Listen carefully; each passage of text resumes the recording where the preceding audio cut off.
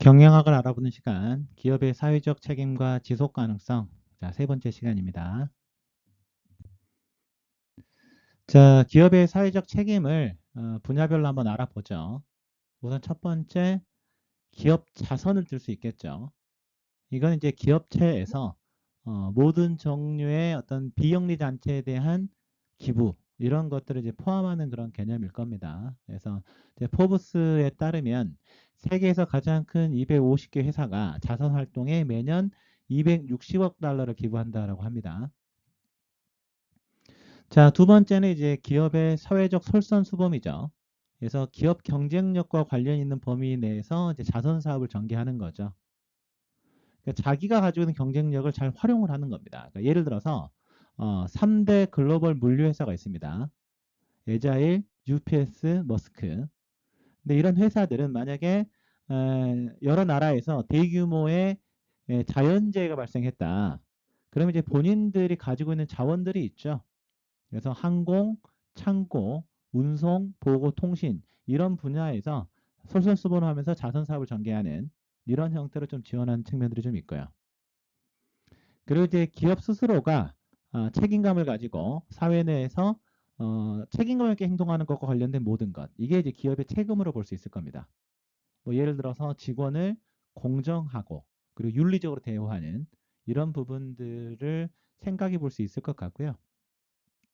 그리고 이제 기업이 정책을 세울 때 사회 정치적 이슈에 관해서 윤리적인 입장을 이제 취하는 거죠. 그러니까 예를 들어서 뭐 환경 보호와 관련된 이슈에 의해서 보다 환경을 좀 지키는 형태로 기업 정책을 이제 세워 나가는 이런 것들이 이제 기업의 사회적 책임 영역으로 볼 수 있을 겁니다.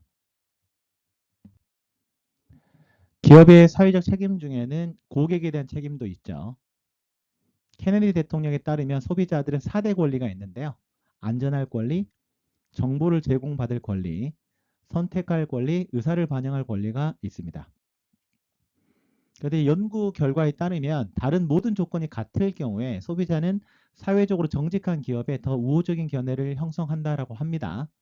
그래서 소비자는 사회적 책임감 있는 회사의 가격을요 6%더 많이 지불할 의향이 있는 거죠. 그래서 사회적 책임을 다한다는 것 자체가 기업의 경쟁력을 올리는 거다 이렇게 생각하면 되겠습니다. 그리고 투자자들에 대한 책임도 있는데요. 윤리적 행동은 기업의 지속 가능성을 높이고 기업 가치를 향상시킵니다. 투자자들 입장에서는요, 특히 이제 연기금들이 많이 성장해 있기 때문에 장기 투자가 되게 중요해요. 그러니까 그 기업의 단기 수익도 중요하지만 장기적으로 꾸준하게 상승하느냐가 훨씬 장기 투자자 입장에선 중요한 항목이다란 말이죠. 그래서 이제 사회와 환경 이로운 제품 서비스 여기에 이제 기업에 골라서 투자를 하게 되면 투자자들은 이제 기업의 재정적 건강뿐만 아니라 사회 건강도 향상시키면서 투자에 대한 위험도 좀 줄일 수 있을 겁니다.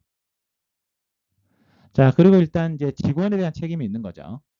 기업은 일자리를 창출을 하고요. 효율적인 인사 관리를 해야 됩니다.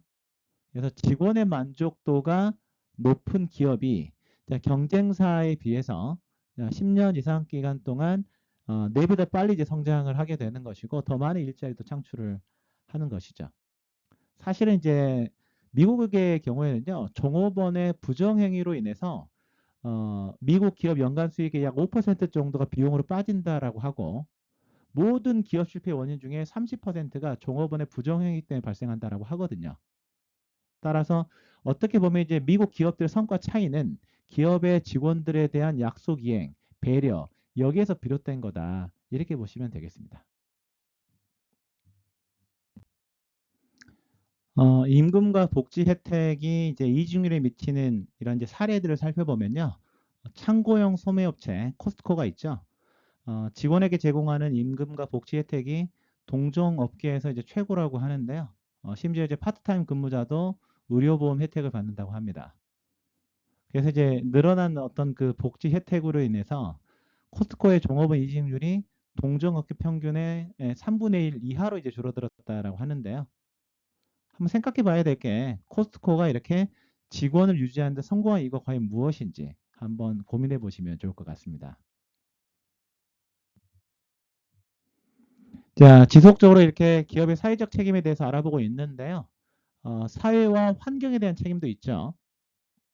그래서 이제 기업은 사회 정의를 촉진시켜야 될 책임이 있습니다. 그래서 환경을 정화한다거나 지역에 공동 화장실을 마련한다거나 저소득층 자녀나 노인을 지원하는 이러한 환경 보호에 대한 노력은 기업의 비용을 증가시킬 수 있겠지만요. 사실 제품 가격을 높일 수도 있고 시장 점유율을 높일 수도 있습니다. 실제 이제 밀레니얼 세대 90%는 환경 친화적인 성분을 가진 제품에 더 많은 비용을 지불할 용의가 있다라고 하죠. 그리고 이제 사회적 감사가 있는데요. 자, 이거는 기업이나 조직이 사회적 책임을 다하고 있는지 평가하고 검토하는 과정을 의미합니다. 그래서 이런 이제 사회적인 감사가 행해질 때 사실은 그 감사자 입장에서는 기업에 대한 어떤 좋은 느낌을 받을 수 있고요. 그렇죠? 그다음에 이제 홍보 관리 수준을 넘어서는 즉 사회적 책임을 다하도록 약간의 이제 강요하는 그런 효과가 발생하는 거죠. 그래서 뭐 사회적 의식이 있는 투자자들이라든가 사회적 인식 조사 기관이라든가 뭐 환경주의자들, 조합원들 뭐 이런 사람들이 기본적으로 조직의 어떤 사회적, 윤리적, 환경적 성과를 측정하고 사실 이제 결과를 보고하는 이런 방식으로 이루어지게 되는데 이런 이제 사회적 감사는요 우선 이제 투명성을 증진하는 데 도움이 되죠. 그래서 기업이 사회적 책임을 이행하고 있는지에 대한 투명성을 제공하게 되고요. 두 번째 이제 성과를 평가할 수 있습니다.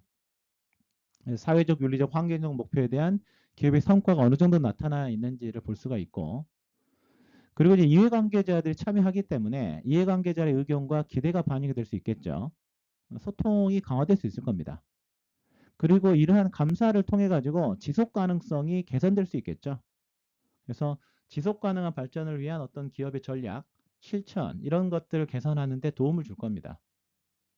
그래서 위험을 관리할 수 있고요. 결국은 고객과 직원, 투자자 그리고 사회 전반에 걸쳐서 기업에 대한 신뢰를 구축하거나 회복할 수 있겠죠.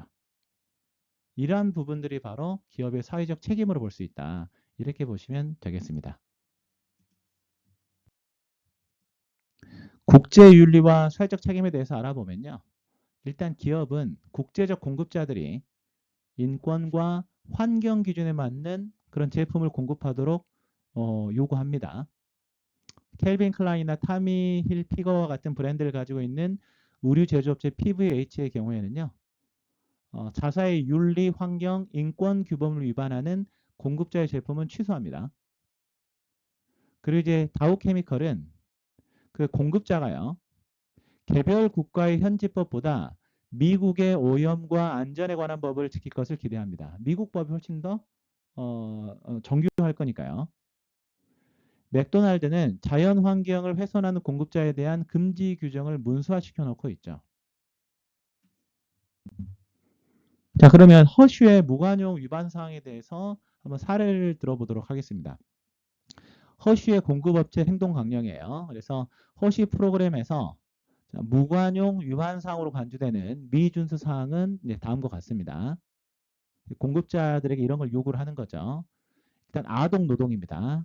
그래서 아동 노동을 실제 시키는 이런 공급자 같은 경우는 무관용 원칙 제외시켜 버린다라는 거죠. 그래서 실제 그 학교 교육이나 직업 교육을 방해하거나 부당한 위험에 어린이를 노출시키는 방식으로 18세 이하 노동자를 고용하는 행위, 이거 문제다라는 거죠. 그리고 강제 노동, 그리고 윤리적 비즈니스 표준 위반. 그러니까 예를 들어서 이제 정부 공무원 내지는 영향력 있는 위치에 있는 사람들의 의사결정에 영향을 미치기 위해서 선물 접대, 기타 향응 이런 것들 해서는 안 된다라는 거죠. 부패 방지 하면 안 된다라는 겁니다. 그리고 생명을 위협하는 즉각적인 건강, 개인 안전 및 또는 환경 문제 이러한 것들이 이제 적발이 되게 되면 기본적으로 이제 무관용 원칙에 의해서 그 공급 업체하고는 이제 비즈니스가 끊기게 될 겁니다. 자, 그리고 우리는 이제 기업의 사회적 책임을 얘기할 때 일단은 용어를 좀 정리할 필요는 있습니다. 과거에 많이 쓰이던 용어는 이제 CSR입니다. 기업의 사회적 책임 뭐 이런 식으로 이제 많이 했었죠. 그래서 기업이 지역사회 및 이해관계자들과 공생할 수 있도록 의사결정해야 된다는 이제 윤리적 책임의식. 그래서 5가지 측면에 대해서 우리는 알아봤었고요. 그런데 CSV라는 용어가 있습니다. 이게 이제 공유 가치 창출이라고 하는 건데, 그러니까 기업이 수익을 창출한 다음에 사회공헌 활동을 하는 게 아니라 그 활동 자체로 사회적 가치를 창출하면서 경제적 수익까지 창출하는 이런 개념이 이제 CSV 개념입니다. 그리고 요즘에는 이제 ESG 이 용어가 이제 가장 활발하게 사용이 되고 있는데요. 여기서 말하는 E는 자, environment 환경, S는 social 사회고요. G governance 지배 구조를 뜻하는 말입니다. 그래서 기업의 ESG 측면들을 고려해서요. 실제 투자도 하고 그렇게 경영해야 된다라고 얘기를 하는 거죠. 우선 이제 CSV에 대해서 간략하게 알아보면 이제 사례를 들어보면요. 네슬레의 공유 가치 창출 전략을 살펴보겠습니다. 그래서 일을 하면서 수익까지 잘 창출해내는 거예요. 예를 들어서 그 건강하고 영양가 있는 식품과 음료 제품을 개발해가지고 소비자의 건강 증진에 기여를 하는데요. 그래서 예를 들어서 아프리카 여러 국가에 영양가 있는 식품을 저렴한 가격에 제공하기 위해서 제품을 개발을 합니다. 그래서 시장이 있는 상태에서 제품도 개발하면서 공유 가치를 창출하는 이런 부분들이죠. 그리고 필리핀에서 어린이를 위한 영양교육 프로그램을 이제 운영을 하고요. 두 번째, 물 자원의 지속 가능한 관리 그리고 보호를 통해서 물 부족 문제에 대응하는데 예를 들어서 이제 파키스탄의 물 절약 농업 기술 도입을 통해서 물 사용 효율성 개선 프로젝트를 실행을 하고요. 캘리포니아 공장에서 물 재사용 및 전략 기술을 도입하게 되면 실제 물 부족 문제에도 대응이 되면서 기업의 어떤 그 수익도 이제 높일 수 있는 이런 좋은 방법이 되겠죠. 농업 개발 측면에서는 지속 가능한 농업 관행을 촉진하고 농민들의 생활 수준을 향상시키는 건데요. 그러니까 예를 들어서 그냥 노동을 착취해 가지고 뭐 원두를 싸게 구입하는 게 아니라 그 농민들을 성장시키는 겁니다. 예를 들어 코트디부아르에서 카카오 농민들을 위해서 계속적으로 이제 농업 교육을 시켜가지고 이 사람들의 생산성을 높이고 그리고 그걸 적절한 가격에 구매해 줌으로써 농민들의 소득을 이제 높이게 되는 거죠. 그리고 이제 인도 같은 데서도 커피와 차 농민들과의 장기적 파트너십, 그래서 지속 가능한 농업 기술을 전파하는 이런 것들이 바로 네슬레의 공유 가치 창출 전략으로 볼 수 있습니다. 자, 그리고 이제 최근에 이제 ESG라는 말이 유행할 정도로 이제 중요한 개념으로 떠오르고 있고요. 기업의 지속 가능성에도 중요하고요. 지금은 이제 투자를 받는 입장에서도 ESG 경영을 하지 않게 되면 사실은 이제 투자를 받기 매우 어려워지는 시대로 들어가고 있습니다. ESG 환경 사회 지배 구조의 약자라고 말씀드렸습니다. 그래서 기업의 비재무적 성과, 지속 가능성을 평가하는 기준이라고 그랬죠. 그래서 결국 이제 ESG 투자라고 하는 것은 ESG 이슈를 투자 의사결정에 적극적으로 반영하는 건데 예를 들어서 환경은 기후변화, 탄소 배출, 환경오염, 신재생에너지, 친환경 제품 이런 것들을 포함할 거고요. 사회는 자, 인적 자원 관리, 산업 안전, 그다음 하도급 거래, 소비자 보호 이런 것들이 포함이 될 겁니다. 지배 구조는 일단은 이익에 대한 배당 정책, 주주 권리 보호, 이사회 구성, 그리고 감사제도 이런 것들이 포함이 될 건데요.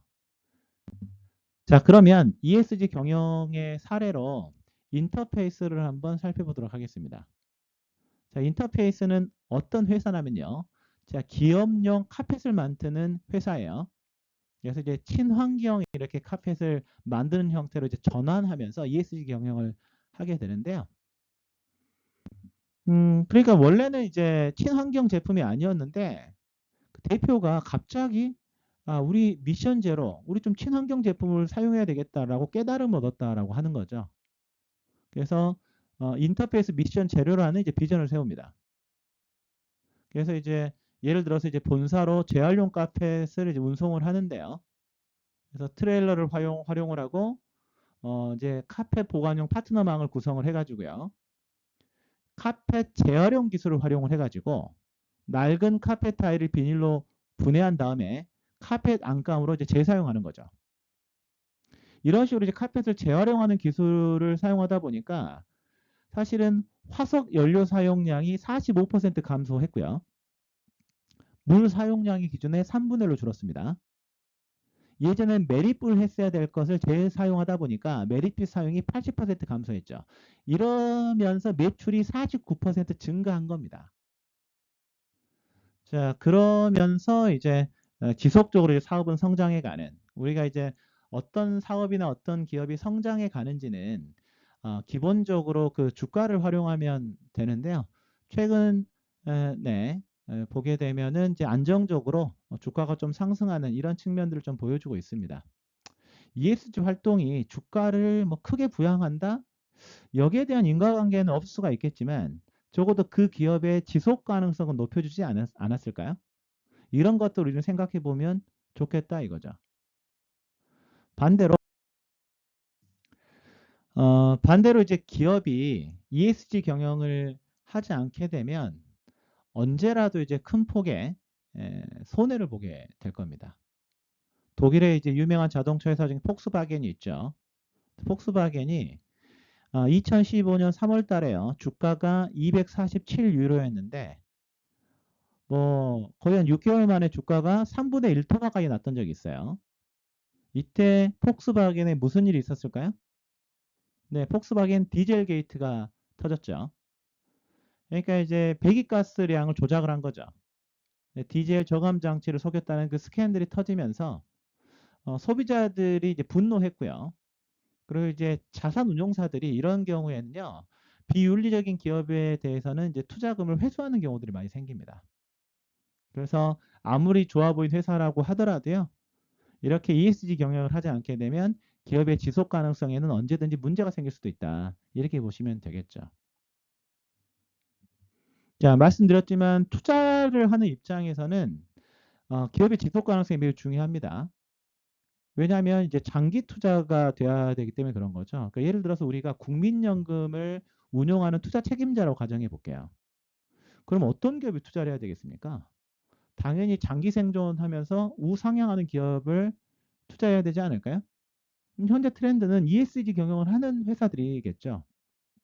그래서 모건 스탠리와 같은 이렇게 인덱스를 만드는 이런 회사들이 ESG 지수를 만들고 있습니다. 예를 들어서 MSCI ESG 레이팅을 살펴보게 되면요. 회사에서 이제 재무적으로 관련 있는 ESG 위험과 기회 관리를 측정을 합니다. 그래서 ESG 위험에 대해서 어느 정도 노출이 되어 있고 동종 업체에 비해서 위험을 얼마나 잘 관리하는지 이런 걸 평가를 해가지고요. 업계 리더, 평균, 낙오자 이렇게까지 식별하는 거죠. 그래서 AA와 트리플 A 같은 경우는 이제 리더로 보는 거고 WBS A까지는 이제 평균 정도로 보고요. 그 이하는 낙오자로 봅니다. 그래서 어디에 이런 등급을 매기냐면요. 뭐 일반적인 주식이나 채권뿐만 아니라 뮤추얼 펀드나 ETF, 심지어 이제 국가까지도 이렇게 ESG 등급을 매기고 있죠. 그리고 연구 결과들을 보게 되면 ESG 등급 자체가 높은 회사들에 투자를 했을 때 투자 수익률이 높다라고 하는 연구 결과들이 나오고 있습니다. 그래서 MSCI에서 이제 ESG 레이팅을 할 때 일단 3대 주축이 있었죠. 환경, 사회, 지배구조라는 주축이 있었고요. 여기에 이제 10가지 주제가 있습니다. 자, 환경은 기후변화, 자연자원, 공해 및 폐기물, 환경적 기회가 있고요. 사회는 인적 자원, 제조물 책임, 이해관계자, 사회적 기회. 지배구조는 기업 지배구조, 기업 행동 이렇게 있고요. 여기에서 이제 35개의 ESG 핵심 이슈를 이제 그 분야로 나눠 가지고 이걸 통해 가지고 이제 점수를 매기고 등급을 나누고 있죠. 그래서 이제 이런 식으로 이렇게 평가를 합니다. 이게 이제 그 2024년 12월 27일에 나온 신문 기사인데요. 현재차가 사실 MSCI 이 지수에 있어서 상당히 하위권으로 보입니다. 그래서 기사를 살펴보게 되면요. MSCI 글로벌 기업 ESG 평가에서 한국의 대기업 집단과 금융지주사들이 전반적으로 높은 점수를 받았는데 현대차는 지난해에 이어서 올해도 전 부분에 대해서 ESG 전 부분에 대해서 낮은 점수를 받으며 최하 등급을 받았네요. 그래서 아까와 같은 어떤 주제와 핵심 있을 평가를 하게 되고 실제 AA 등급 이상을 받게 되면 MSCI가 운용하는 다양한 투자 포트폴리오에 편입되거나 비용 증가를 이어져서 주가 상승에 도움을 받을 수가 있습니다. 트리플 A 등급은 전체 평가 대상 기업 중에서 약 상위 3%에 해당되는 이제 기업에만 주어진다라고 하는데 기본적으로 보게 되면 현대차는 기업 지배구조, 제품 안전 및 품질, 탄소 발자국, 노동 관리 전 부분에 대해서 좀 문제가 좀 돼가지고 좀 최하위 등급을 받았는데 이런 것들을 아마 현대자동차에서도 좀 개선하려고 할 겁니다. 그렇게 해서 등급을 높여놔야 본인들이 여러 가지 사업을 할 때 이제 투자를 받거나 이럴 수가 있기 때문에 앞으로 이제 이런 것들을 충분히 높이려는 그런 움직임을 보이지 않을까라는 생각이 좀 듭니다. 그리고 이제 요즘에 또 하나의 인덱스가 있는데요. 이제 바로 이제 CDP입니다. 이제 CDP는 2000년에 설립된 이제 단체인데 전 세계 기업과 도시의 환경 정보를 수집하고요. 평가하는 국제 비영리 조직입니다. 그래서 기후 변화, 산림 파괴, 수자원 관리 여기에 관련된 데이터를 이제 중점적으로 다루는데요. 그래서 이제 기업과 정부가 환경 영향을 측정하도록 지원하고요. 그리고 투자가 기업 정책 위반자들에게 환경 데이터를 제공을 하는데 이 투자자 네트워크를 보게 되면요. 이 CDP는 전 세계 700개 이상의 금융기관과 협력을 합니다. 그러니까 이들이 관리하는 자산 약 130조 달러라고 하니까 어마어마하죠. 이러니까 이제 결국은 2만 개의 기업과 1,100개 이상의 도시가 CDP의 환경 데이터를 제출하는 겁니다. 이게 다 돈과 연관되어 있기 때문에 그런 거죠. 그러니까 삼성전자의 경우에도요. 요즘에 화두가 지속 가능 경영입니다.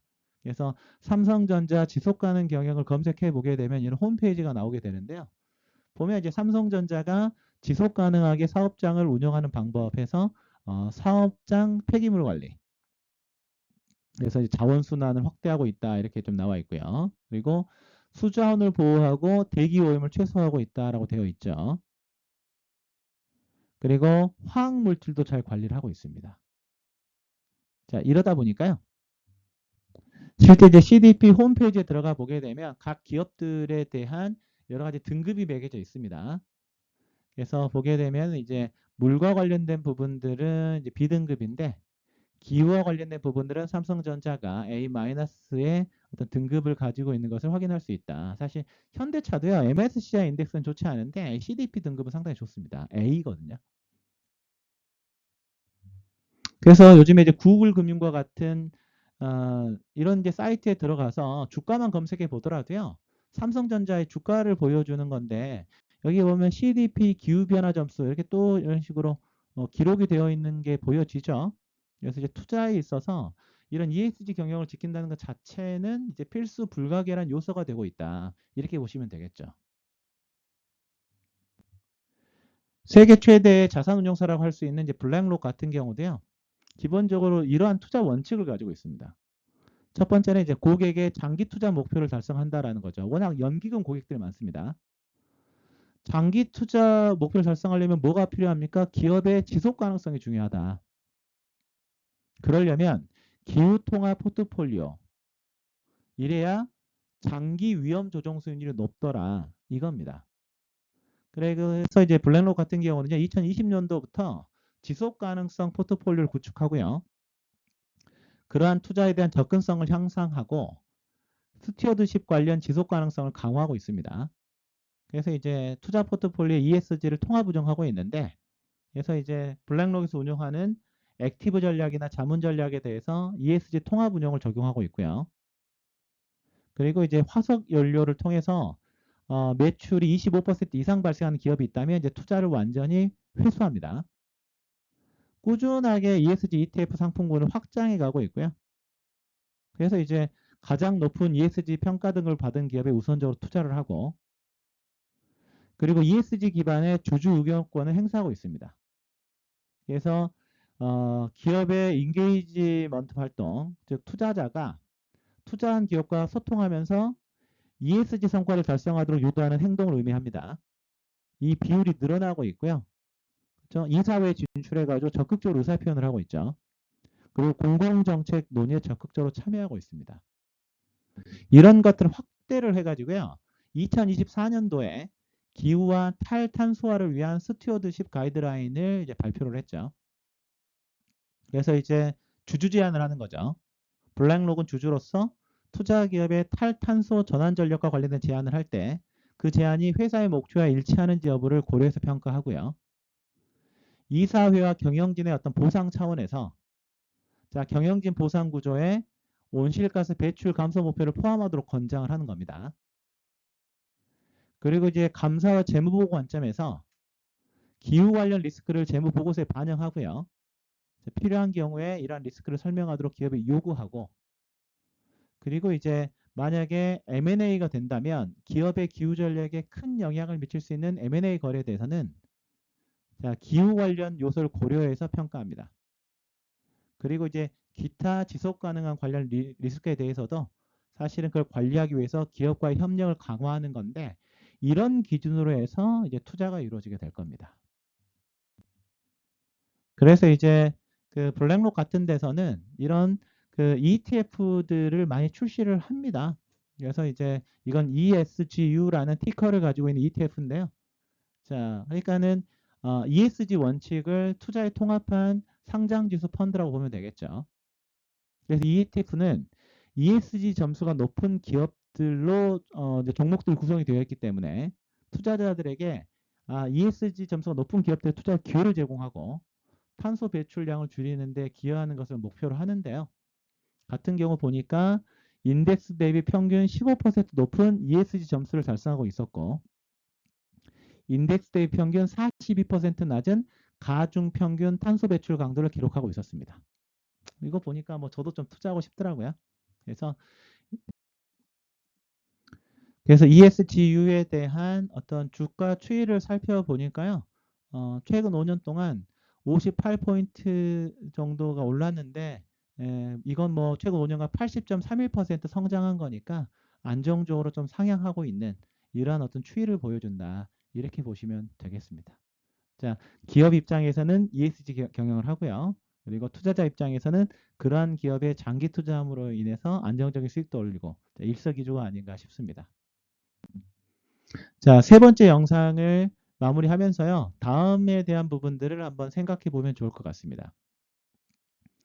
자, 여러 기업들이요. 자국의 기준을 따르라고 요구하고 있죠. 그런데 이게 과연 항상 윤리적일까? 이걸 한번 생각해 보면 좋을 것 같고요. 두 번째, 아동 노동이 사회와 가족에게 용인되는 나라들이 있습니다. 그리고 이제 아동 임금에 생계를 의존하는 나라가 있는데 이럴 때는 과연 어떻게 해야 될 것 같은지, 그리고 특정 국가와 비즈니스 거래에서 관료에게 뇌물을 주는 것이 당연하게 여겨지는 이런 문화에서 과연 뇌물을 줘야 되는지, 그래도 주지 말아야 되는지, 이런 것들을 한번 정리해 보면 좋겠습니다.